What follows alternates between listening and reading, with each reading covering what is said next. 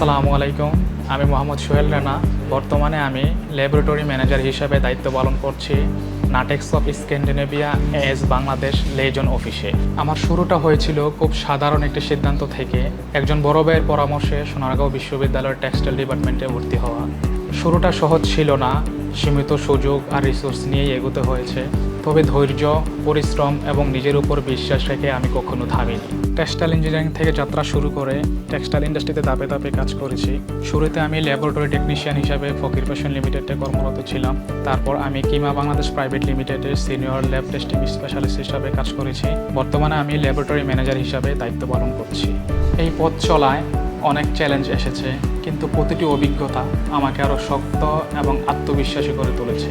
নিয়মিত পড়াশোনা, ধারাবাহিক পরিশ্রমের মাধ্যমে আমি গোল্ড মেডেল অর্জন করতে পেরেছি, যা আমার জন্য এক গর্বের অর্জন। আজ আমি বিশ্বাস করি, লক্ষ্য পরিষ্কার থাকলে আর চেষ্টা চালিয়ে গেলে জীবনের কোনো স্বপ্নই অসম্পূর্ণ থাকে না।